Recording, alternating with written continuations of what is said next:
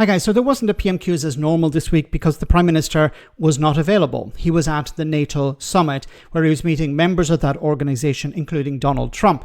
But Kemi Badenoch was not too happy about that, and she suggested that the day be moved from a Wednesday to a Tuesday or a Thursday. But this point was raised by a member of Parliament.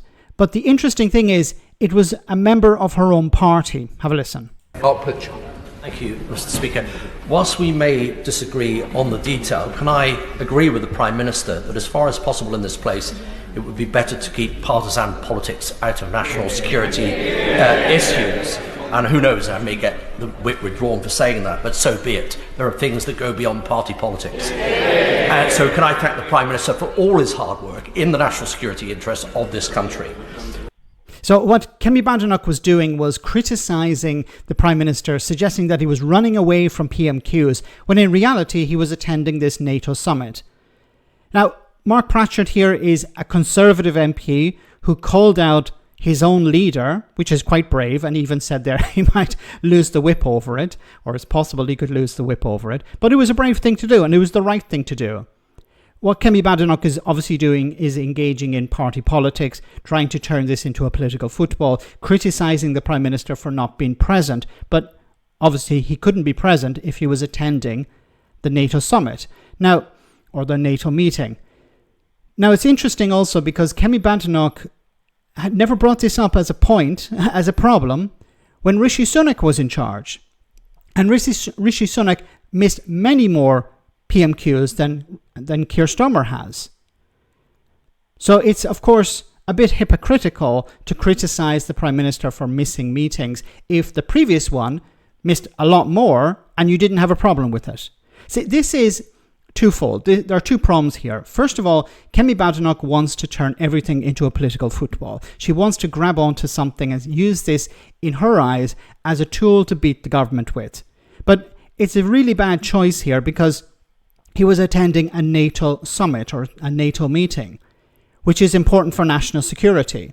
You know, you're supposed to be the party that cares about national security, then why are you criticising the Prime Minister for attending a meeting in regards to national security? The second point, of course, is that it takes time away from her talking.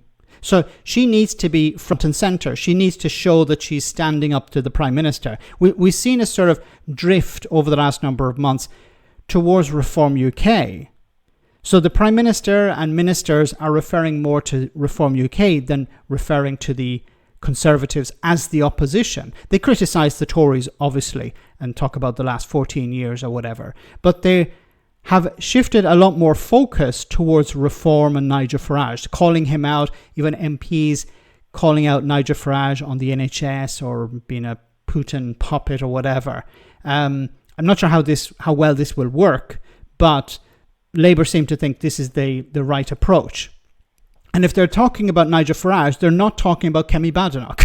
And that's a massive problem for Kemi Badenoch because she has to convince the party members and the MPs that she's in charge, that she's leading this battle to the government. She's attacking the government at every turn. But she's not really good on TV. She's not good campaigning. She's not good meeting with the public. So her only real possibility is PMQs. And of course she's upset if that doesn't happen because the Prime Minister is not there. But it's pathetic, really, because she should be leading. She should be the one that people refer to as the opposition. Yes, she's the official opposition, but the public see more Nigel Farage and Reform as the de facto opposition, which of course is a massive problem for not just the Conservatives, but Kemi Badenoch.